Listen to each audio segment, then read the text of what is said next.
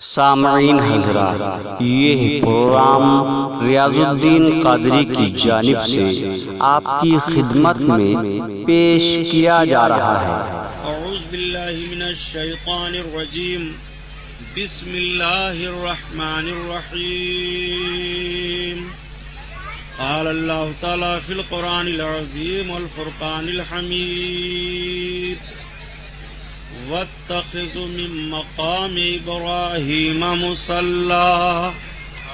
صدق اللہ البصیر القدیر۔ ما صلی علی سیدنا مولانا محمد معدن الجود والکرم وعلی آلہ وبارک وسلم۔ صلاۃ و سلام علیک یا رسول اللہ۔ خیر و برکت کے لیے اور درود شریف پڑھ لیجئے۔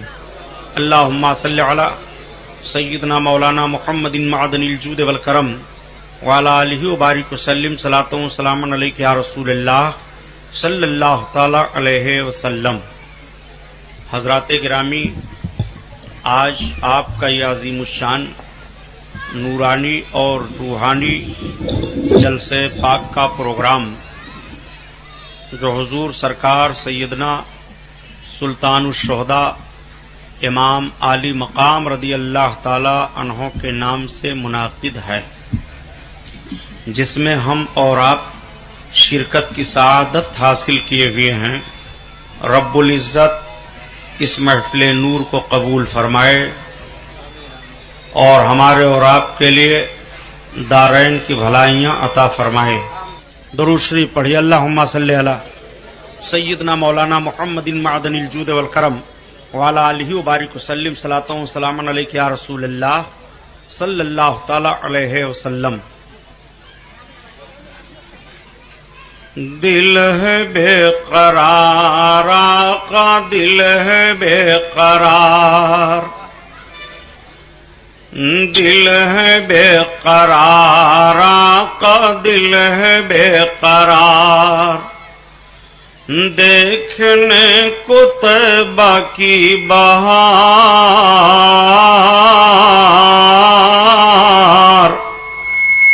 دل ہے بے قرار، آقا دل ہے بے قرار، زر نہیں کہ چل سکوں میں، پر نہیں کہ اڑ سکوں، اور زور ہے نہ تاب ہے کہ اپنے در سے ٹل سکوں، زور ہے نہ تاب ہے کہ اپنے در سے ٹل سکوں، یا رسول اللہ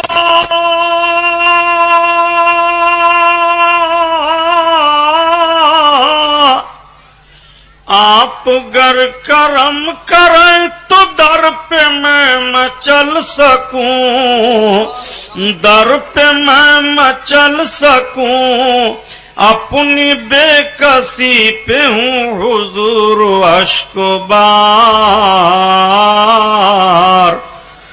دل ہے بے قرار، آقا دل ہے بے قرار، دیکھنے کو طیبہ کی بہار، دل ہے بے قرار، آقا دل ہے بے قرار، آپ نے بلایا جنہیں وہ خوش نصیب ہیں، وہ خدا کے پیارے ہیں جو آپ سے قریب ہیں، وہ خدا کے پیارے ہیں جو آپ سے قریب ہیں، یا حبیب اللہ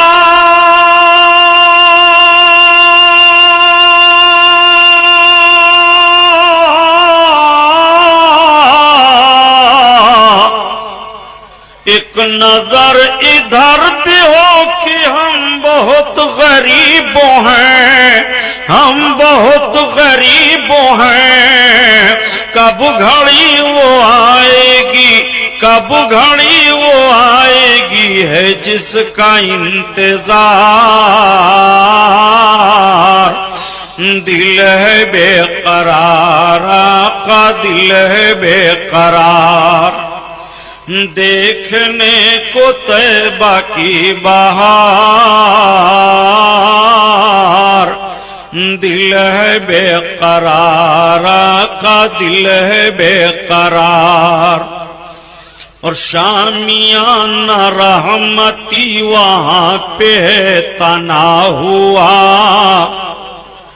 شامیانہ رحمتی وہاں پہ تنا ہوا، مجمع ملائکہ وہاں پہ لگا ہوا، مجمع ملائکہ وہاں پہ لگا ہوا، ہر کوئی بھکاری اس جگہ کا ہے بنا ہوا، ہر کوئی بھکاری اس جگہ کا ہے بنا ہوا، نور سے بھرا ہوا، نور سے بھرا ہوا مدینے کا دیار، دل ہے بے قرار کا دل ہے بے قرار، دیکھنے کو طیبہ کی بہار، دل ہے بے قرار کا دل ہے بے قرار۔ درود شریف۔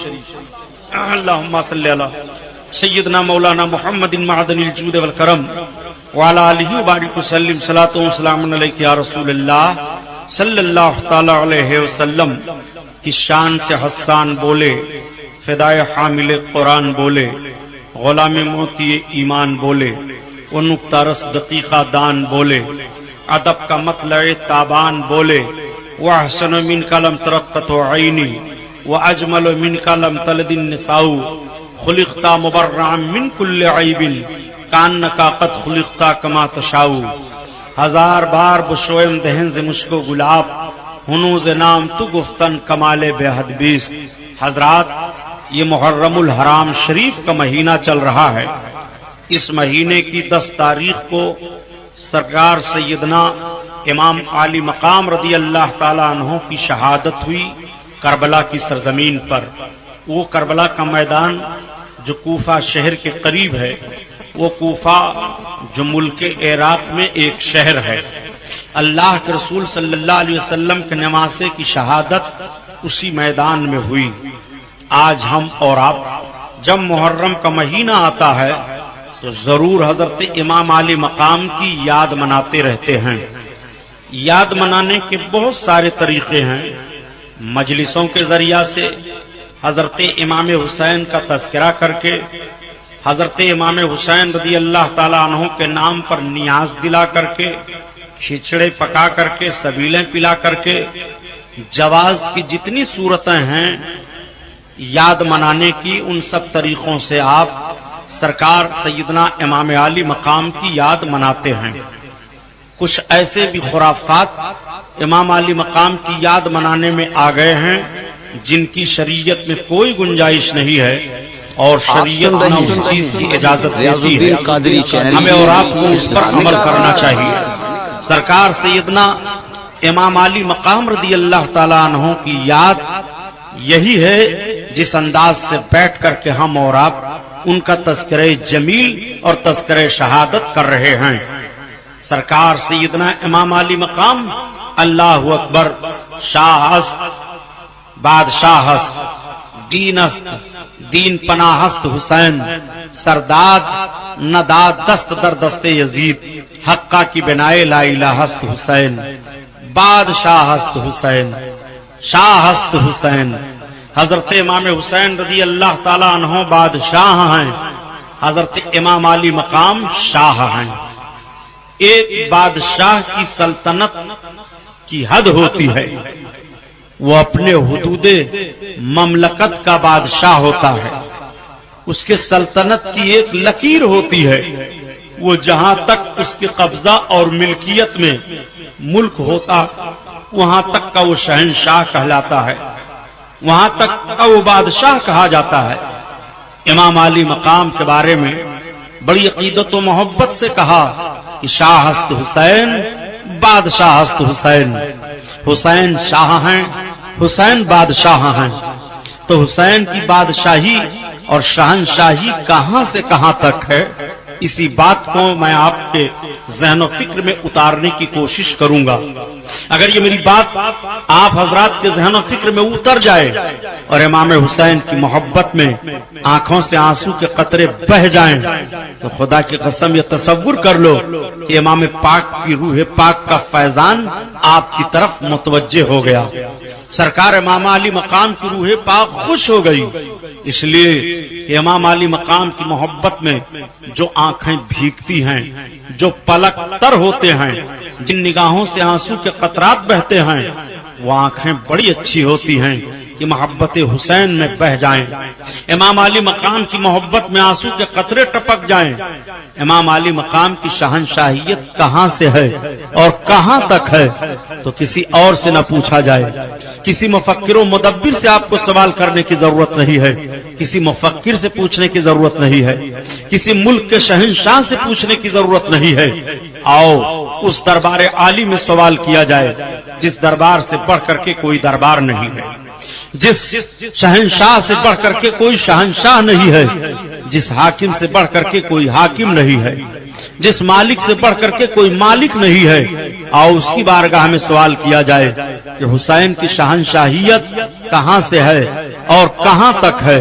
جب یہ سوال کیا جائے گا تو آواز آئے گی، یہ پوچھنے والوں حسین کی شہنشاہیت پوچھ رہے ہو، حسین کی شہنشاہیت کا عالم تو ان کے نانا نے بیان فرما دیا کہ الحسن والحسین سید الشباب اہل الجنہ، حسن و حسین جنتی جوانوں کے سردار ہیں۔ امام حسین کی شہنشاہیت اور بادشاہیت جنت بتائی جا رہی ہے، اور یہی نہیں کہ وہ صرف ان کی شہنشاہیت ہے بلکہ جتنے جنتی ہوں گے وہ ان سب کے سردار ہیں۔ تو جو جنت میں جنتیوں کا سردار ہو تو جنت میں وہی لوگ تو جائیں گے جو دنیا سے جنتی بن کر جائیں گے۔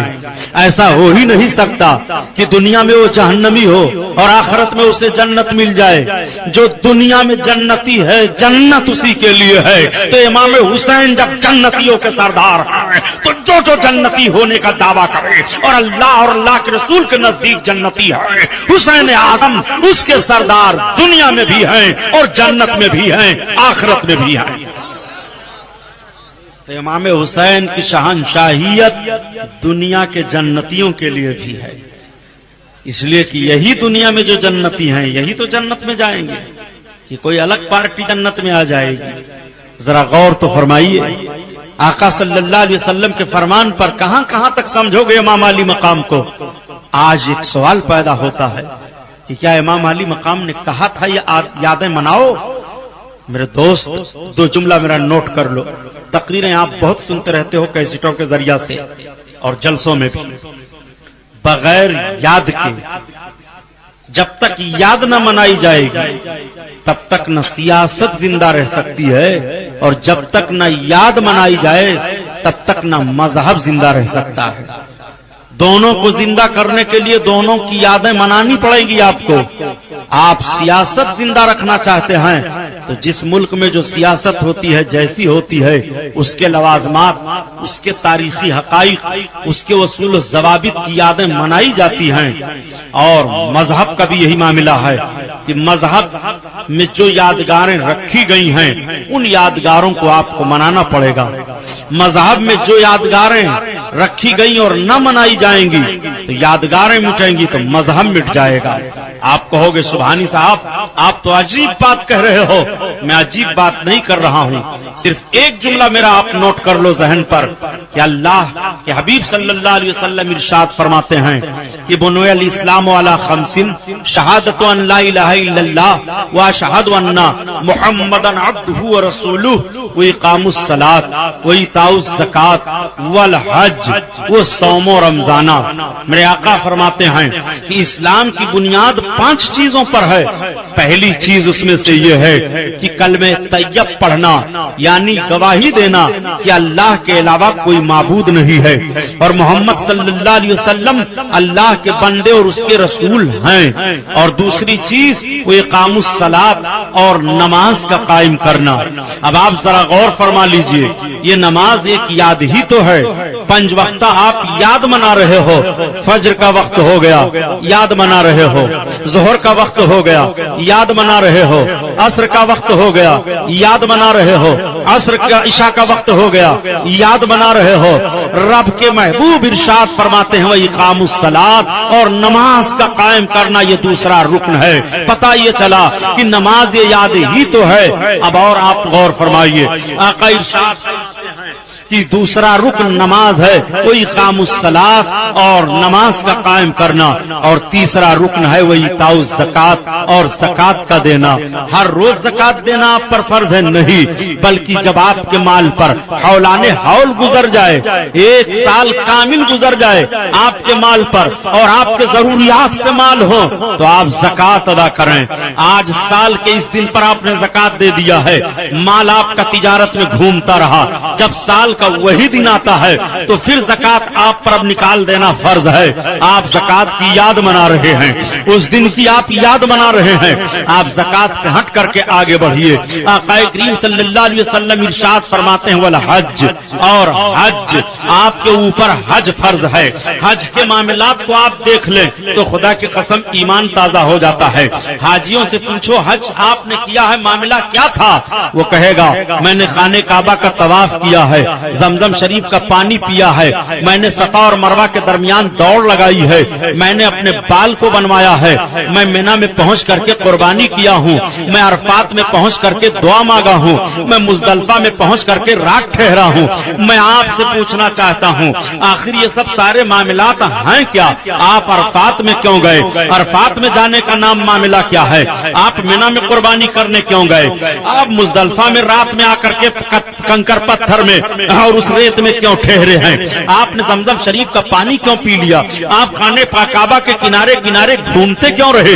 आप कहोगे सुबहानी साहब ऐसी बात बता रहे हो जो समझने के लिए भी आप कह रहे हो, और ऐसी बात बता रहे हो जिस पर कोई किसी का एतराज नहीं है। जब हजरत इब्राहिम अलैहिस्सलाम ने खाने काबा की बुनियाद डाली थी और रब की बारगाह में अर्ज किया था मौला मैं तेरे लिए घर बना रहा हूँ, किस जगह पर खाने काबा को हजरत इब्राहिम ने बनाया था?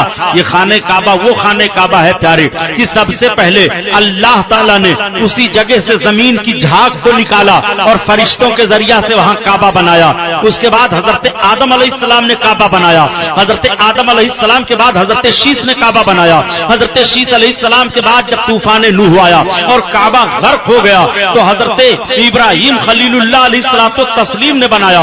मगर हजरत इब्राहिम खलीलुल्लाह अलैहिस्सलातु तस्लीम ने जब काबा बनाना शुरू किया तब जरा मिजाज देखिए, हजरत इब्राहिम अलैहिस्सलातु तस्लीम पत्थर इकट्ठा करते हैं, आपके साहिबजादे हजरत इस्माइल अलैहिस्सलाम हैं, हजरत इस्माइल अलैहिस्सलाम बाप को पत्थर देते जा रहे हैं, हजरत इब्राहिम दीवार चुनते जा रहे हैं, और चारों तरफ से जब दीवार को चुन करके छत तक मुकम्मल कर देते हैं तो हजरत इब्राहिम जिस पत्थर पर खड़े होकर के दीवार को चुन रहे थे, अब जब नीचे आ रहे हैं तो पत्थर आहिस्ता आहिस्ता नीचे आ रहा है। पहले जब दीवार ऊंची होती जाती थी उसी एतबार से पत्थर ऊंचा होता जाता था, जमीन को पत्थर छोड़ रहा है, ऊंचा होता चला जा रहा है, और जब हजरत इब्राहिम पैगंबर नीचे उतर रहे हैं तो पत्थर नीचे नीचे चला आ रहा है। जब आप अपने कदम को पत्थर से हटा रहे हैं तो देखा दोनों कदम पाक का निशान बन गया है।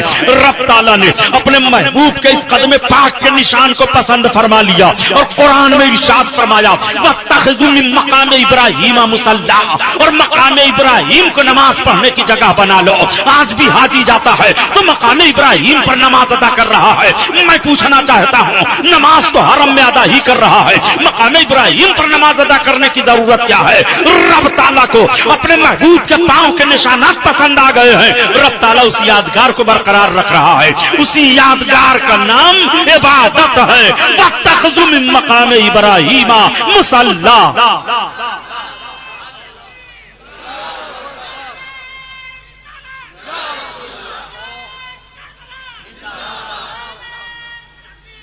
ज़हन में बात रखिएगा, मकाम इब्राहिम के पास नमाज पढ़ रहे हो, यह हजरत इब्राहिम अलैहिस्सलाम के कदम पाक की यादगार है। खाने काबा आप घूम रहे हैं, यह हजरत इब्राहिम अलैहिस्सलाम की यादगार है। अब आप जरा देखिए آپ نے کعبہ کا طواف کر لیا، مقام ابراہیم پر آپ نے نماز ادا کر لی، آپ پیچھے ہٹ کر کے زمزم شریف کے کنواں پر آتے ہیں اور اس کنواں کا پانی پیتے ہیں جس کو زمزم کہا جاتا ہے۔ آپ نے کبھی غور کیا یہ زمزم کا معاملہ کیا ہے؟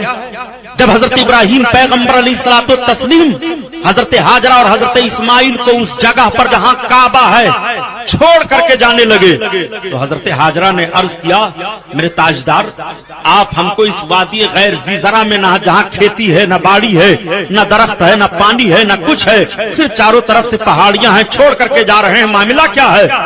حضرت ابراہیم علیہ السلام فرماتے ہیں رب کا حکم ہے۔ وہ عورت تھی، پیغمبر کی بیوی ہیں، دوسرے پیغمبر کی ماں ہیں، شوہر کی بات کو تسلیم کر لیا کہ جب میرے رب کا حکم ہے تو میرا رب میرا محافظ ہے۔ حضرت ابراہیم علیہ السلام چلے گئے، آپ کا دیا ہوا جو تھوڑا سا کھجور اور پانی تھا، کھانے پینے کا سامان وہ ختم ہو گیا۔ اب حضرت ہاجرہ رضی اللہ تعالی عنہا جب کچھ پانی نہیں پی رہی ہیں، کوئی غذا جسم میں نہیں جا رہی ہے تو دودھ خشک ہو گیا۔ حضرت اسماعیل علیہ السلام کو دودھ کہاں سے پلائیں؟ حضرت اسماعیل کو وہیں پر سلا دیا اور پہاڑی پر گئیں۔ پیچھے مڑ کر کے دیکھا پہاڑی ہے، اس پہاڑی پر گئیں جس پہاڑی کا نام صفا ہے۔ حضرت ہاجرہ اس پہاڑی پر چڑھ کر کے دیکھنے لگی کہ کسی طرف پانی ہے کہ نہیں ہے، کوئی آدمی آ رہا ہے کہ نہیں آ رہا ہے، کوئی سہارا میرا ہے کہ نہیں ہے۔ حضرت ہاجرہ خدا کی عبادت کی نیت سے نہیں پہاڑی پر گئی ہیں بلکہ نبی کی محبت میں گئی ہیں۔ حضرت اسماعیل علیہ السلام نبی ہیں، ان کے صاحبزادے ہیں، اپنے صاحبزادے کی محبت میں پہاڑی پر چڑھ کر کے چاروں طرف دیکھ رہی ہیں، کچھ نہیں دکھائی دیا، نیچے اتری، قدم آگے بڑھا، جب تھوڑی سی ہموار زمین میں تیز دوڑ دیتی ہیں، جب دوسری پہاڑی پر چڑھی تو اس پہاڑی کا نام مروہ ہے، اور جب مروہ پہاڑی پر چڑھی تو پھر چاروں طرف دیکھنے لگتی ہیں، کوئی چیز نہیں دکھائی دے رہی ہے، مروہ پہاڑی سے پھر اتر رہی ہیں اور اترتے ہوئے پھر چل رہی ہیں، پھر اس ہموار زمین پر پہنچی جو زمین برابر ہے تھوڑا سا حصہ، تیز دوڑ پڑی اور پھر صفا پہاڑی پر آ گئی۔ حضرت ہاجرہ 7 چکر لگاتی ہیں، پوچھو ہاں جو حاجیوں سے پوچھو کہ صفا پر چڑھ کر کے حاجی جب چلتا ہے تو ہموار زمین پر پہنچتا ہے تو اسی اعتبار سے چلتا ہے جس اعتبار سے حضرت ہاجرہ تیز چلی ہے، اور پہاڑی پر وہ چڑھتا ہے اسی اعتبار سے چڑھ رہا ہے جس انداز سے حضرت ہاجرہ چڑھی ہے۔ جب 7 مرتبہ چڑھنے کے بعد حضرت ہاجرہ نے پھیرا پورا ہوا اور گھوم کر کے دیکھا اپنے بچے کی طرف تو دیکھ رہی ہیں کہ پانی کا چشمہ ابل رہا ہے، پانی بہ رہا ہے، وہاں سے تیز رفتار آئی اور آنے کے بعد ریت کو بٹورنا شروع کر دیا۔ ارشاد فرمایا زم زم زم، ٹھہر جا ٹھہر جا۔ مورخین مفسرین بیان فرماتے ہیں کہ اگر حضرت ہاجرہ نہ کہہ دیتی کہ زم زم ٹھہر جا تو زمزم کا پانی پوری دنیا میں جاری ہو جاتا۔ وہ حضرت اسماعیل علیہ السلام کے قدم کی برکت ہے۔ آپ ذرا غور فرمائیں، حضرت ہاجرہ نے زمزم شریف کو باندھ دیا۔ اب آپ دیکھیں یہ زمزم شریف حضرت اسماعیل علیہ السلام کے مقدس ایڑی سے لگا ہوا پانی ہے جس کو رب تعالیٰ نے سید الملائکہ حضرت جبریل کے ذریعہ سے جاری کر دیا۔ وہ پانی عام پانیوں کی طرح سے نہیں ہے، آپ اس پانی کو جس نیت سے پیئیں گے آپ کی وہ نیت پوری ہو جائے گی، اور اس کی گارنٹی میرے آقا عطا فرماتے ہیں۔ سرکار فرماتے ہیں کہ جو زمزم شریف کو جس نیت سے پیے گا اللہ تعالیٰ اس کی نیت کو پورا کر دے گا۔ مومن زمزم شریف کو خوب پیٹ بھر کر کے پیتا ہے اور منافق زمزم شریف کو پیٹ بھر کر کے نہیں پی پاتا، یہ بھی میرے سرکار کا فرمان ہے۔ آقا فرماتے ہیں زمزم شریف خوب پیو۔ نبی کونین صلی اللہ تعالی علیہ وسلم کا یہ فرمان عالی شان، زمزم شریف خوب پیو۔ زمزم شریف میں بھوک مارنے کی تاثیر ہے۔ جدید دور میں سائنس والوں نے ریسرچ کیا، اصل میں آج بالکل مزاج کے خلاف لاؤڈ اسپیکر ہے۔ میں اپنی تقریر میں منع کر دیتا ہوں کہ ایکو مت رکھنا، مگر بغیر یہ ایکو کے چل نہیں پا رہے ہیں۔ درود شریف پڑھ لو۔ اللہم صلی علی سیدنا مولانا محمد معدن الجود والکرم وعلی آلہ وبارک وسلم، صلاۃ و سلام علیک یا رسول اللہ صلی اللہ تعالی علیہ وسلم۔ جو بات سمجھانے کی کوشش کر رہا ہوں پیارے اسے سمجھ لو، آپ کے ایمان پر ڈاکہ کوئی نہ ڈال پائے گا۔ میرے آقا صلی اللہ تعالی علیہ وسلم کے فرمان کو سنو، آقا فرماتے ہیں جو جس نیت سے زمزم شریف کو پیے گا. آج دور جدید میں بھی ریسرچ کرنے والوں نے ریسرچ کیا اور بتایا کہ 40 اجزاء جو مادیات کے طاقت دینے والے پائے جاتے ہیں وہ ساری طاقتوں کی چیزیں زمزم شریف میں پائی جا رہی ہیں. وہ زمزم شریف ہے. شفا کے نیت سے پیو اچھے ہو جاؤ گے, شفاعت کی نیت سے پیو بخش دیے جاؤ گے, صحت کی نیت سے پیو صحت پاؤ گے. جس نیت سے بھی زمزم شریف کو پیو اللہ تعالیٰ اس نیت کو آپ کے بھلا کر دے گا. وہ زمزم شریف کی تاثیر ہے. اچھا تو کیا زمزم شریف کو بیٹھ کر پیو؟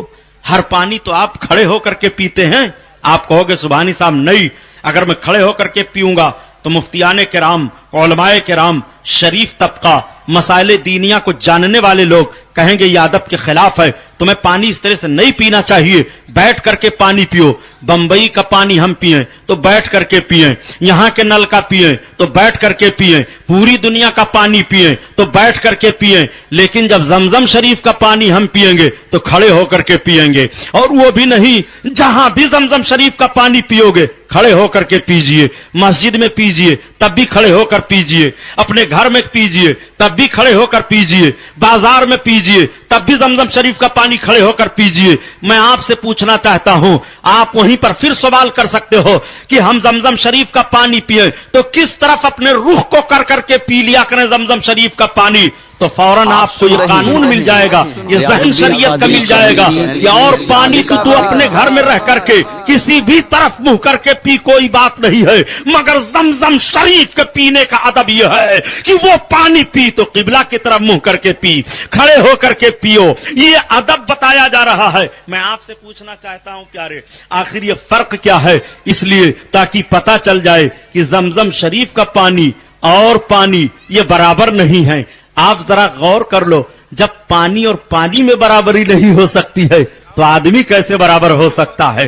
درجہ کیسے برابر ہو سکتا ہے؟ ہم اور آپ کیسے برابر ہو سکتے ہیں؟ رب تعالیٰ نے جب پانی کو برابر نہیں رکھا ہے تب کیسے برابری ہو سکتی ہے؟ ایک ذہن اور دے دوں, بڑے پتے کی بات ہے. ہم اور آپ برسات کا مہینہ پاتے ہیں, بارش ہوتی رہتی ہے, لیکن جو لوگ کھیتی باڑی سے تعلق رکھتے ہیں یا دیہات کے رہتے ہیں وہ ہندی مہینوں کے اعتبار سے نچھتروں کو بھی جانتے ہیں. بارش کا آخری حصہ جب آتا ہے تو اسے سیواتی کہتے ہیں. آپ نے غور کیا سیواتی کا پانی کتنا قیمتی ہوتا ہے؟ اور پانی برسے تو کوئی بات نہیں ہے, لیکن سیواتی کی بوندیں جب پڑتی ہیں تو ہر بوند کی قیمت ہوتی ہے.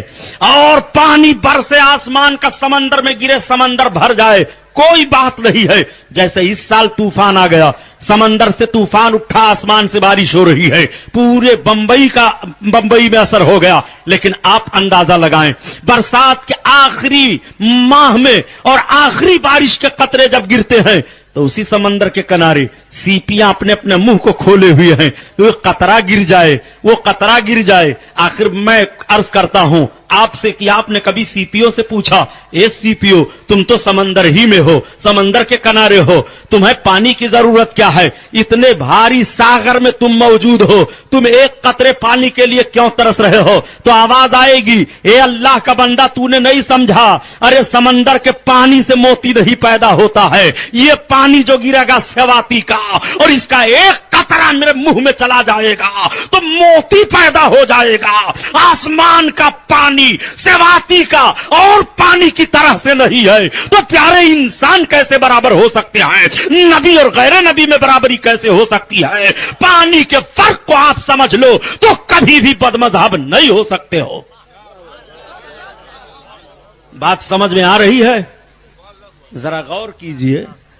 زمزم شریف کا پانی پینا, زمزم شریف کا احترام کرنا, یہ حضرت اسماعیل علیہ السلام کی یاد ہے. اچھا آپ دونوں پہاڑیوں پر دوڑتے کیوں ہیں صفا اور مروہ پر؟ ابھی میں نے پورا واقعہ بیان کیا کہ صفا اور مروہ پر آپ دوڑ رہے ہیں. حضرت ہاجرہ حضرت اسماعیل کی ماں اللہ کی عبادت کے لیے نہیں دوڑی تھی, اپنے بیٹے کی محبت میں دوڑ رہی تھی. مگر نبی کی محبت میں ماں دوڑی ہیں دونوں پہاڑیوں پر. رب کو یادہ پسند آ گئی. رب نے قرآن میں اعلان کر دیا, इन सफा वल मरवता मिन शाइरिल्लाह, बेशक सफा और मरवा ये दोनों पहाड़ियां अल्लाह की निशानियों में से एक निशानी है। मैं पूछना चाहता हूं प्यारे, नबी के मां के कदम पड़ जाएं तो वो जगह अल्लाह अपनी निशानियों में से बयान फरमा रहा है। अल्लाह अल्लाह कुर्बान जाओ आप, यादगारों से कहां भागोगे। सफा और मरवा पर दौड़ लगाना यह हजरत हाजरा की याद है। तो हज तो पूरा यादगार का मामला है, यादगारें मिटाएंगे। ये न करो वो न करो, जरा गौर फरमाइए। अब आप सफा और मरवा से आगे बढ़िए। जब आप सफा और मरवा से आगे बढ़ते हैं तो आप अरफात के मैदान में जाते हैं। यह अरफात का मैदान क्या है? आप पढ़ो, उलमा से पूछो। ये वही मैदान है कि हजरत आदम अलैहिस्सलाम की तौबा अरफात के मैदान में कबूल हुई थी, और जिस जगह पर हजरत हव्वा हजरत आदम मिले और तौबा कबूल हुई, आज भी वहां अरफात के मैदान में एक खंभा है जिसको जबले रहमत कहा जाता है। उस पूरे मैदान में 9 तारीख की जिलहिज्जा को सारे लोग इकट्ठा होते हैं और इकट्ठा होकर के अपने रब की बारगाह में माफी मांगते हैं अपने गुनाहों की। इसलिए कि हजरत आदम अलैहिस्सलाम उसी मैदान में जब पहुंचे थे, रब ताला ने उनकी लग़्ज़िश को कबूल फरमा करके माफ कर दिया था। हजरत आदम अलैहिस्सलाम की औलादें उस मैदान में जब पहुंच जाएंगी और अपने खताओं की माफी मांगेंगी, तो जब आदम की लग़्ज़िश को रब ताला ने माफ फरमा दिया तो इब्ने आदम अपनी गलतियों को रो करके मांगेंगे माफी, रब ताला माफ फरमा देता है।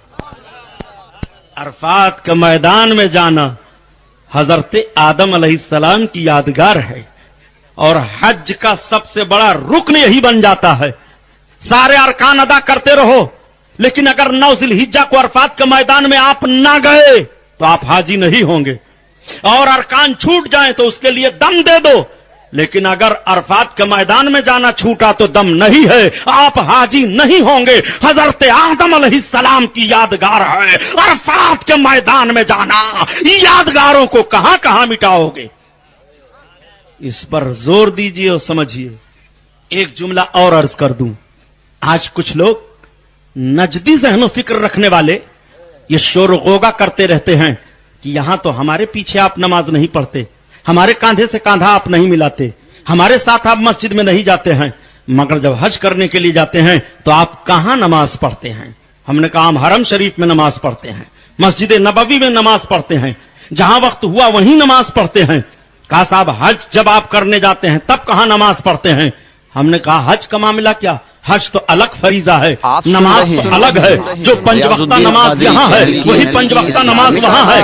हज के लिए कोई अलग से नमाज नहीं है। जिस दिन तुम ईद अज़हा की नमाज यहाँ पढ़ रहे हो, कोई हाजी नमाज नहीं पढ़ता है वहां ईद अज़हा की, वो कुर्बानी कर रहा है। हाजियों पर ईद अज़हा की नमाज नहीं है, और न हज के लिए कोई नमाज है। जो नमाज 5 वक्ता यहाँ फर्ज है वही 5 वक्ता नमाज वहां फर्ज है।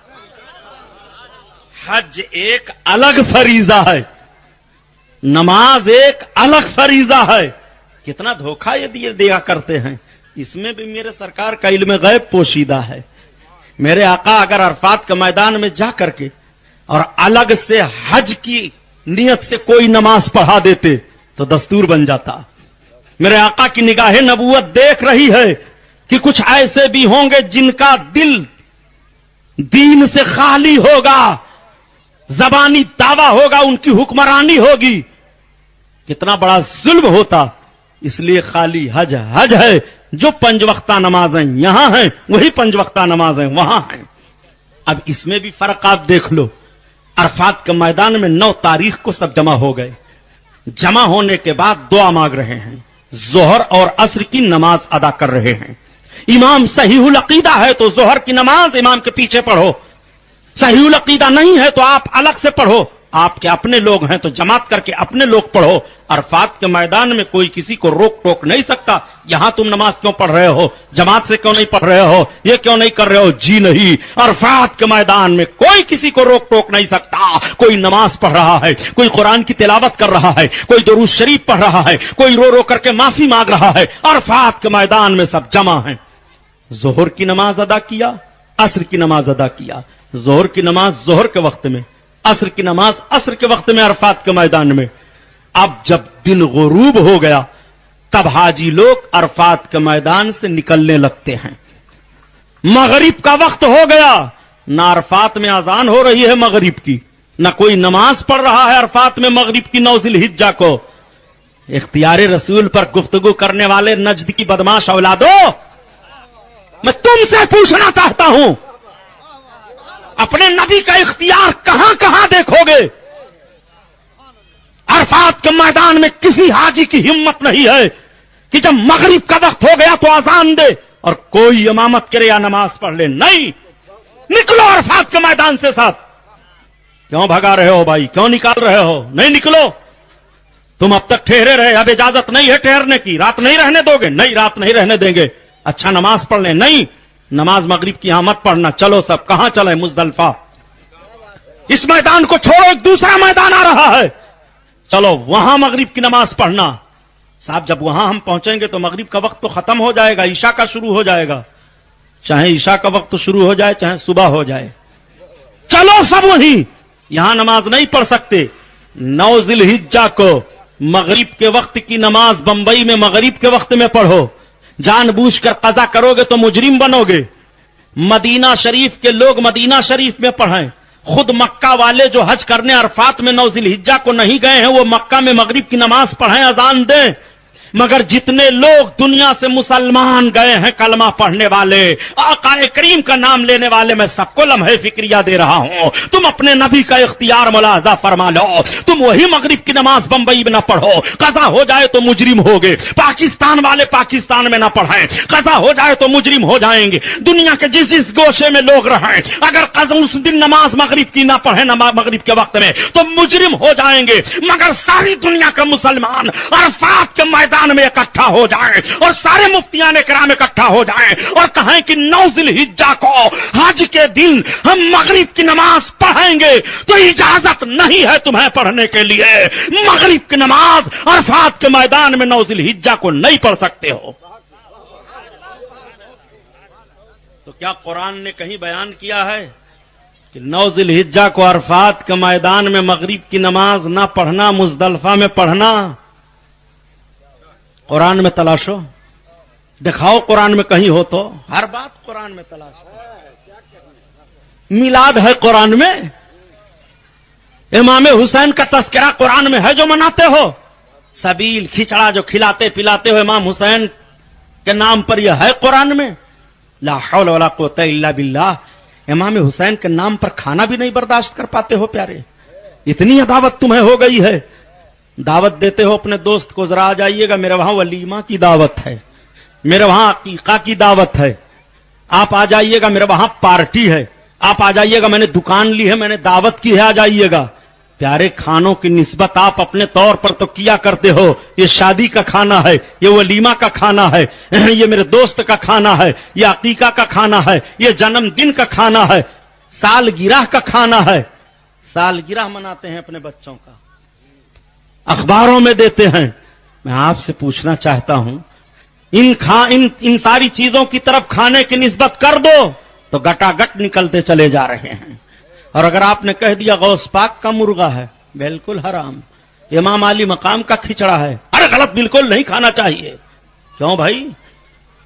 ये कह दिया गया कि ये इमाम हुसैन का खाना है, निस्बत कर दी गई तो हराम हो गया खाना।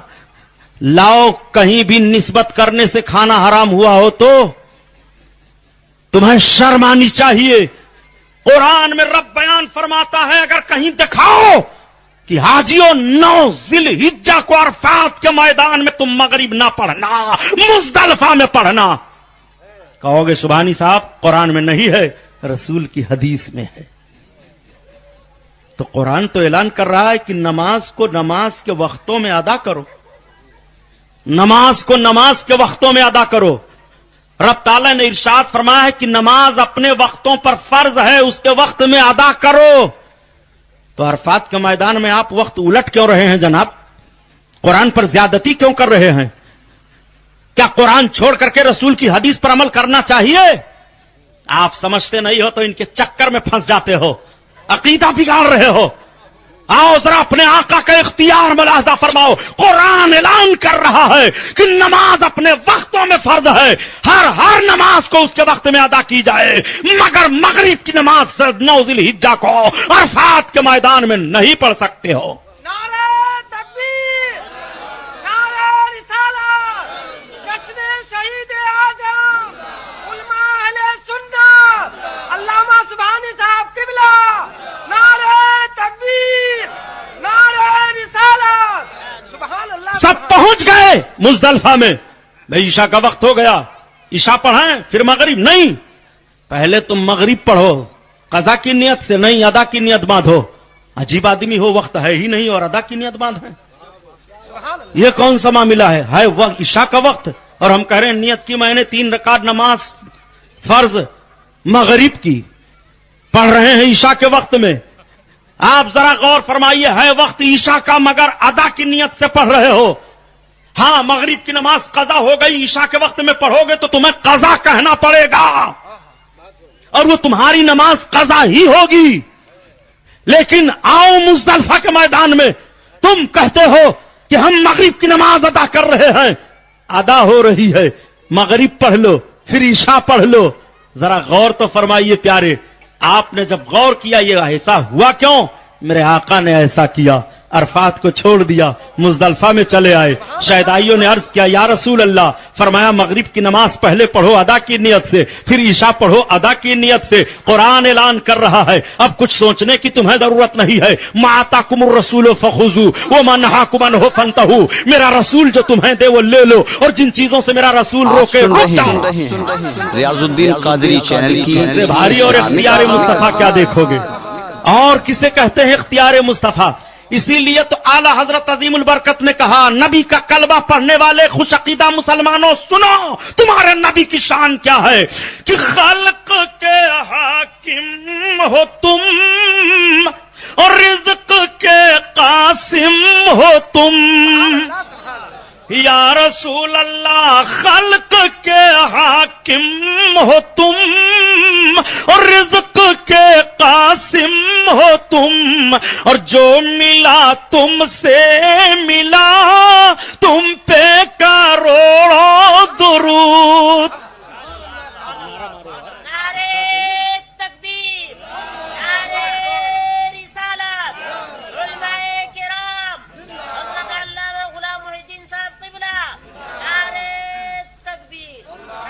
تو مزدلفہ میں ٹھہرنا یادگار ہے، کعبہ کا طواف کرنا یادگار ہے، زمزم شریف کا پانی پینا یادگار ہے، صفا اور مروہ پر دوڑ لگانا یادگار ہے. یہ منڈی مٹانا. اب جب آپ طواف کر چکے، اگر آپ نے عمرہ کیا طواف کر لیا، آپ عمرے کے ارکان سے فارغ ہو گئے تو سر چھلاؤ چاہے بال چھوٹا کراؤ. یہ کہاں قرآن شریف میں ہے کہ ماں بال مڈواؤ؟ حج کے ارکان پر غور کر لو تو کبھی اعتراض نہیں کرو گے آقا کی عظمت پر. میرے سرکار نے حکم دے دیا کہ سر کو چھلاؤ، بال بنواؤ. میں غور کرنے لگا، حیرت صاحب، مولانا معراج صاحب ہیں کہ چلے گئے، کہ آخر یہ سر کیوں چھلایا جاتا ہے؟ عرفات کے میدان سے جب پلٹ کر کے ہم آئے، مزدلفہ میں رات گزار دیا، سویرے کے ٹائم ہم نے قربانی کر لی، تو اب سر چھلا میں. تو محاورے میں وہ لوگ بولتے ہیں نا کہ سر چھلا دوں گا، انہیں اتنا بے عزت کروں گا کہ سر چھلا دوں گا.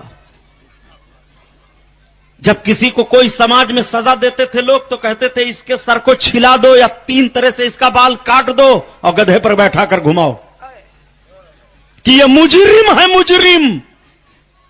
عرفات کے میدان میں ہر اللہ کا بندہ جمع ہونے والا اپنے آپ کو رب کی بارگاہ میں اقرار کرتا ہے، مولا میں مجرم ہوں. مجرم ہو تو سر چھلاؤ، اپنے جرم کا اقرار کرو. حاجی سر چھلا کر اپنے جرم کا اقرار کرتا ہے، مولا اب معاف فرما دے، میں مجرم ہوں، مجرم ہوں. ندا آتی ہے میرے بندے، جا تو نے اپنے جرم کا اقرار کر لیا، معافی مانگ لیا، میں نے معاف کر دیا. نعرہ تکبیر، نعرہ رسالت، علماء اہل سنت جشن شہید اعظم علامہ سبحانی صاحب قبلہ، نعرہ تکبیر، نعرہ رسالت۔ مزدلفہ سے پلٹ کر کے آپ آ گئے مینا میں آپ قربانی کر رہے ہیں۔ یہ حضرت ابراہیم علیہ السلام کی یادگار ہے۔ حضرت ابراہیم نے حضرت اسماعیل کے لیے قربانی پیش کی تھی، مگر حضرت اسماعیل کی گردن نہ کٹی تھی، ان کے جگہ پر دمبا ذبح ہوا، قربانی تو ہوئی۔ یہ یادگار ہے، تو مینا میں قربانی کرو، یہ یادگار ہے۔ اچھا، ایک یادگار اور ہے، حاجیوں سے پوچھو 3 کھمبے ہیں، اب تو کھمبا نہیں، اب اس کو دیوار کی شکل میں کر دیا ہے، اس پر کنکری مارتے ہیں، کوئی جوتا پھینک کر مارتا ہے، کوئی چپل پھینک کر مارتا ہے، کچھ لوگ چھتوریے پھینک کر کے مار دیتے ہیں، اسی بھاگ دوڑ میں اور مارنے میں مر بھی جاتے ہیں، اتنی بھیڑ ہوتی ہے کہ مر جاتے ہیں، اس کو کہتے ہیں جمرات۔ یہ کنکری کاہے مار رہے ہو بھائی؟ سبحانی صاحب آپ عجیب بات کر رہے ہو، کنکری کیوں مار رہے ہیں؟ شیطان کو ہم مار رہے ہیں۔ وہاں کہاں شیطان ہے؟ ارے شیطان کو اتنی چوٹ لگتی تو اتنی کنکریاں جب سے ماری جا رہی ہیں اور کب تک ماری جائیں گی پتہ ہی نہ لگتا وہ کہاں گیا۔ تو کیا شیطان چوٹ کھا رہا ہے آپ کی کنکری مارنے سے؟ یہاں بندوق بھالا چلاؤ، اس کو کچھ پتہ ہی نہیں چلتا ہے، یہ کنکری مار رہے ہیں۔ کیسی بات کر رہے ہو؟ ہم شیطان کو مار رہے ہیں۔ مطلب یہ ہے کہ جب حضرت ابراہیم علیہ السلام حضرت اسماعیل کو لے کر کے خدا کی بارگاہ میں چلے تھے کہ قربانی پیش کروں گا، تو شیطان حارج ہو رہا تھا، دخل ڈال رہا تھا، اور 3 مقام پر دخل اس نے ڈالا۔ حضرت ابراہیم نے مارا کنکری پھینک کر کے اس کو ذلیل و رسوا کیا۔ شیطان کی یہ ذلت و رسوائی جو حضرت ابراہیم و اسماعیل کے ذریعہ ہوئی، رب تعالیٰ نے اس ادا کو پسند کر لیا، حج کا رکن قرار دے دیا جاتا ہے۔ اب جب اسماعیل اور ابراہیم کی قربانی کے لیے آؤ گے تو تمہیں اسی مقام پر مارنا پڑے گا جہاں انہوں نے شیطان کو مارا تھا۔ شیطان کو چوٹ تو نہیں لگ رہی ہے، مگر ذلیل کیا جا رہا ہے، اس کو بے عزت کیا جا رہا ہے، اس کو رسوا کیا جا رہا ہے، اور سارے لوگ کنکری مار رہے ہیں۔ تو شیطان کی یادگار یہ ہے۔ سبحان اللہ، سبحان اللہ۔ عجیب معاملہ ہے یار، شیطان کو مار مار کر کے شیطان کو یاد کرو تو عبادت ہو رہی ہے۔ امام حسین کا دن آ جائے شہادت کا تو بدعت اور شرک اور حرام و ناجائز سب ہو گیا۔ ذرا غور فرمائیے، شیطان کو آپ نے مارا، حضرت ابراہیم علیہ السلام نے مارا تھا، تو کس کی یادگار منا رہے ہو؟ حضرت ابراہیم کی نا؟ تو شیطان یاد آتا ہے کہ نہیں یاد آتا ہے جب مارتے ہو؟ ہر آدمی منہ سے کہتا ہے میں شیطان کو مار رہا ہوں، تو شیطان کو رسوا کرتے ہوئے شیطان کو یاد کر رہے ہو۔ یہ حضرت ابراہیم علیہ السلام کی یادگار ہے۔ پورے حج کے ارکان کو ٹٹول ڈالو، حج کا ہر رکن کسی نہ کسی کی یادگار ہے۔ پتہ یہ چلا کہ یادگاروں کا منانا مذہبی طور پر مذہب نے جس یادگار کی اجازت دی ہے یہ عبادت ہے، عبادت ہے۔ رب فرماتا ہے وَاتَّخِذُوا مِن مَّقَامِ إِبْرَاهِيمَ مُصَلًّى، اور مقام ابراہیم کو نماز پڑھنے کی جگہ بنا لو۔ سبحان اللہ، سبحان اللہ۔ مینا کے میدان میں قربانی ہوئی، نہ حضرت اسماعیل علیہ السلام کی گردن کٹی، نہ خون بہا، نہ جنازہ تڑپا۔ کربلا کے میدان میں معاملہ کیا ہوا؟ کربلا کے میدان میں آخر حالات کیا ہوئے؟ کربلا کے میدان میں حضرت امام حسین کے جوان بیٹے شہید ہوئے، جوان بھتیجے کا جنازہ تڑپا، بھائی کا بازو کٹا، خیمہ جلا دیا گیا، چادریں چھین لی گئی، دولت و ثروت کا معاملہ تو تھا نہیں، جو کچھ سامان تھے وہ قبضہ میں کر لیے گئے، اسیر بنا لیا گیا۔ یہ سارے حالات لائے گئے، اور صرف حضرت امام حسین کے گلے پر تلوار نہ چلی تھی بلکہ گھوڑوں کو دوڑا کر کے جس میں پاک کو مسئلہ کیا گیا۔ اتنی عظیم قربانی جو دین کے لیے ہوئی ہے، کیا وہ قربانی بھلائی جا سکتی ہے؟ نہیں بھلائی جا سکتی۔ میدان مینا کی قربانی کی یادگار ذی الحجہ میں ہو رہی ہے، اور میدان کربلا کی یادگار محرم کے مہینہ میں ہو رہی ہے۔ ریاض الدین ہمارا سال بھی ختم ہوتا ہے تو قربانی پر، اور ہمارا سال بھی شروع ہوتا ہے تو قربانی پر۔ اسلام کے دامن میں اس کے سوا کیا ہے؟ ایک ضرب ید اللہ، ایک سجدہ شبیری۔ امام علی مقام کی یاد مناؤ تاکہ یہ ذہن و فکر رہے اور تازہ رہے کہ امام کس بنیاد پر شہید ہوئے. لاکھ ذہن و فکر دینے کی کوشش کی جا رہی ہے. امام نے حکومت وقت کی بغاوت کی تھی, خلافت چاہ رہے تھے. میں پوچھنا چاہتا ہوں, حکومت وقت کی ضرور آپ نے بغاوت کی تھی اور خلافت چاہ رہے تھے, مگر حسین کی خلافت اپنے اقتدار کے لیے نہیں تھی, اپنے نفس کے لیے نہیں تھا, اپنے ذاتی فائدے کے لیے نہیں تھا. حسین تو اتنے عظیم الشان ہیں, اتنے عظیم الشان ہیں کہ ان کے نانا نے انہیں اقتدار دے دیا تھا. حسین نے جو ایسی حکومت کی بغاوت کی تھی, قیامت تک کے لیے ذہن و فکر دے دیا تھا. اے نانا کے کلمہ پڑھنے والوں, اگر حکومت کی طرف سے تمہارے عمل پر ڈاکہ ڈالا جائے تو اس حکومت کو لات مار دینا. اگر حکومت کی طرف سے تمہارے ایمان پر ڈاکہ ڈالا جائے تو حکومت کو تم لات مار دینا. اگر یہ تمہیں اس حکومت کے مقابلہ کرنے کے لیے گردن دینی پڑے, حسین کی گردن یاد کر لینا. جوان بیٹا دینا پڑے, علی اکبر کو یاد کر لینا. بھتیجا جائے قاسم کو یاد کر لینا. بچہ قربان ہو علی اصغر کو یاد کر لینا. ماں اور بہنوں کی بات ہو تو کربلا کی سرزمین پر زینب کو یاد کر لینا, شہربانوں کو یاد کر لینا, ام رباب کو یاد کر لینا, بھائی کا معاملہ ہو عباس کو یاد کر لینا, بوڑھوں کا معاملہ ہو مسلم بن اوسجا کو یاد کر لینا, حبیب ابن مظاہر کو یاد کر لینا. کربلا کا ایک ایک نقشہ تمہیں حکومت وقت کی غداریوں اور ناجائز پالیسیوں سے جو دین پر تمہارے دخل کر رہے ہوں تمہیں چیلنج کر رہا ہے. اسی لیے مولانا محمد علی جوہر نے کہہ دیا کہ قتل حسین اصل میں مرگ یزید ہے. اسلام زندہ ہوتا ہے ہر کربلا کے بعد. نعرہ تکبیر, نعرہ رسالت, جشن شہید اعظم علامہ سبحانی صاحب قبلہ, نعرہ تکبیر. سبحان اللہ. جب ہم نے غور کیا علامہ کے اس شعر پر کہ قتل حسین اصل میں مرگ یزید ہے, اسلام زندہ ہوتا ہے ہر کربلا کے بعد, تو کربلا تو ایک ہے. ہر کربلا کا معاملہ کیوں کہا گیا؟ ذہن و فکر مل رہا ہے. جب جب کربلا کی طرح سے مسلمانوں کی طرف سے معاملات ہوتے رہیں گے, اسلام زندہ ہوتا رہے گا. اور اسلام کی زندگی کربلا ہی کے بعد ہے. اگر اسلام کی زندگی دیکھنا چاہتے ہو, اسلام کا وقار دیکھنا چاہتے ہو, تو تمہیں حسینی عمل میں بھی بننا پڑے گا اور تمہیں حسینی ہر ہر موڑ پر بننا پڑے گا. قتل حسین اصل میں مرگ یزید ہے. اسلام زندہ ہوتا ہے ہر کربلا کے بعد. بس انشاءاللہ پھر بیان ہوگا. اللہ اس محفل کو قبول فرمائے. وما علینا الا البلاغ. السلام علیکم. میں چونکہ تھکا ہوا ہوں, یہ خاک کربلا ہے کیسٹ, اس کو آپ خرید لیں گے, اور کاپڑیا نگر کی, اور یہ پھر ہے مدینے سے کربلا تک, یہ بھی کیسٹیں ہیں, آپ لیتے جاؤ. مفصل بیان سنو اپنے گھروں میں تاکہ بچوں کو دینی شعور ہو, بدعملیوں سے دور رہیں, حضرت امام حسین سے محبت ہو. اور یہ خطبات خواتین ہے, عورتوں کو پڑھنے کے لیے کتاب, اس کتاب کو بھی آپ لیتے جائیں.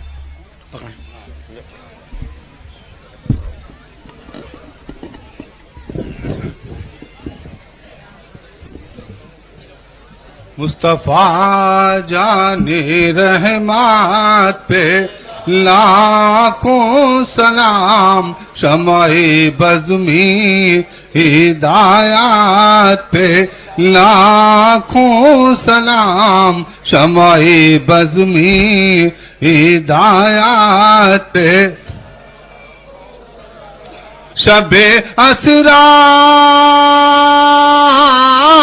کے دولہا پہ دائم درود, شب اسرا کے دولہا پہ دائم درود, نوشے بزم جنات پہ لاکھوں سلام, مصطفیٰ جان رحمت پہ لاکھوں سلام, شمع بزمی ہدایات پہ. جن کے سجدے کو محراب کعبہ جھکی, جن کے سجدے کو محراب کعبہ جھکی, ان بھاووں کی لطافات پہ لاکھوں سلام, مصطفیٰ جان رحمت پہ لاکھوں سلام, شمع بزمی ہدایات پہ. جس نے امت پہ لالوں کا سر دے دیا، جس نے امت پہ لالوں کا سر دے دیا، اس سخی کی سخاوت پہ لاکھوں سلام، مصطفیٰ جانی رحمت پہ لاکھوں سلام، شمع بزمی ہدایات پہ کتنے مہکے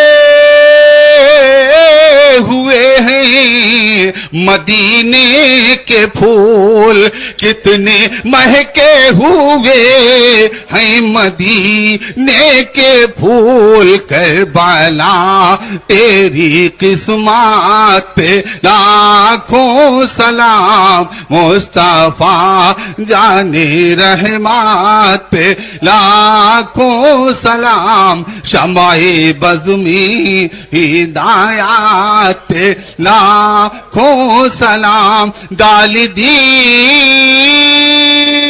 قلب میں عظمت مصطفیٰ، ڈال دی قلب میں عظمت مصطفیٰ، سیدی اعلی حضرات پہ لاکھوں سلام، مصطفیٰ جانے رحمت پہ لاکھوں سلام، شمع بزمی ہدایات پہ یا نبی سلام علیکہ، یا رسول سلام علیکہ، یا حبیب سلام علیکہ، صلوات اللہ علیکہ، ناز کے پالوں کا صدقہ، دکھ بھرے نالوں کا صدقہ، کربلا والوں کا صدقہ، بھیک دو لالوں کا صدقہ، یا نبی سلام علیکہ، یا رسول سلام علیکہ، یا حبیب سلام علیکہ، صلوات اللہ علیکہ، الصلاۃ والسلام علیکہ نبی اللہ، الصلاۃ والسلام علیکہ یا حبیب اللہ، الصلاۃ والسلام علیکہ یا شفیعنا یوم الجزاء صلی اللہ علیہ وسلم۔ اللہم صلی علی سیدنا مولانا محمد معدن الجود والکرم وعلی آلہ وبارک وسلم۔ اللہم ربنا آتنا فی الدنیا حسنۃ وفی الآخرۃ حسنۃ وقنا عذاب النار، یا عزیز و یا غفار بے حرمت سید الابرار، یا الہی رحم فرما مصطفیٰ کے واسطے، یا رسول اللہ کرم کیجئے خدا کے واسطے، مشکلیں حل کر شہ مشکل کشا کے واسطے، کربلائیں رد شہید کربلا کے واسطے، بحر شبلی شیر حق دنیا کے کتوں سے بچا، ایک کا رکھ عبد واحد بے ریا کے واسطے، یا الہی قادری کر قادری رق قادریوں میں اٹھا، قدر عبد القادر قدرت نما کے واسطے، احسن اللہ لہو رزقن سے دے رزق حسن، بندے رزاق تاج الاصفیاء کے واسطے، دے محمد کے لیے روزی کا رحمت کے لیے، خان فضل اللہ سے حصہ گدا کے واسطے، قال تعالی فی شان حبیبہ بسم اللہ الرحمن الرحیم، ان اللہ وملائکتہ یصلون علی النبی یا ایھا الذین آمنوا صلوا علیہ وسلموا تسلیما۔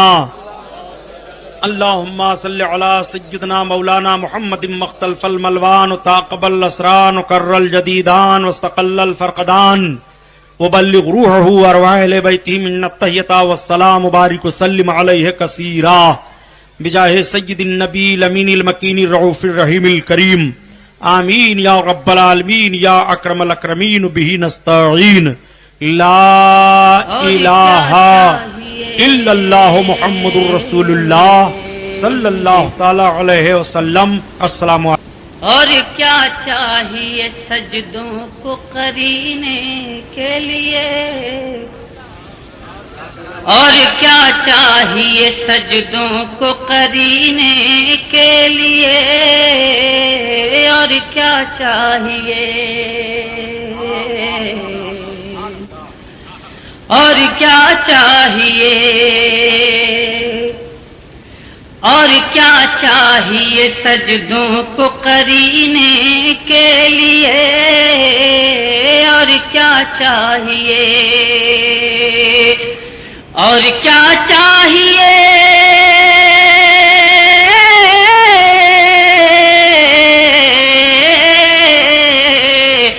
اور کیا چاہیے سجدوں کو قرینے کے لیے، اور کیا چاہیے سجدوں کو قرینے کے لیے، سر ہے کعبے کے، سر ہے کعبے کے لیے، دل ہے مدینے کے لیے، سر ہے کعبے کے لیے، دل ہے مدینے کے لیے، سر ہے کعبے کے،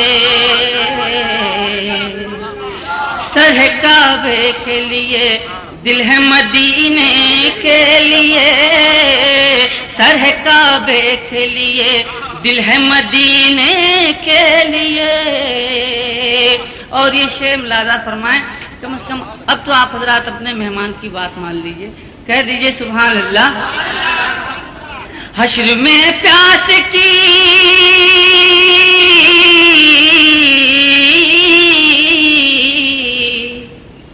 حشر میں پیاس کی شدت جو ستائے گی ہمیں، حشر میں پیاس کی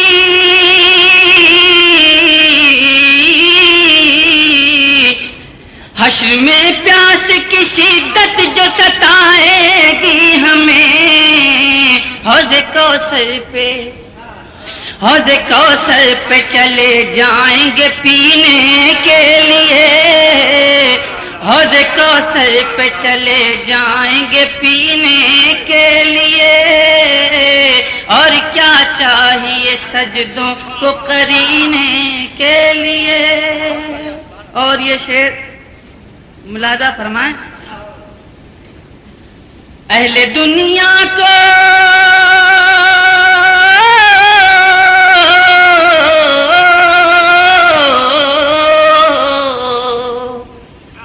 اہل دنیا کو مبارک ہو گلوں کی خوشبو، اہل دنیا کو مبارک ہو گلوں کی خوشبو، اہل دنیا کو مبارک ہو گلوں کی خوشبو، ہم تو مرتے ہیں، ہم تو مرتے ہیں محمد کے پسینے کے لیے، ہم تو مرتے ہیں،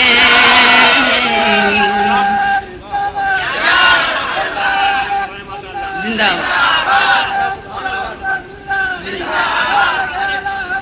زندہ ہو۔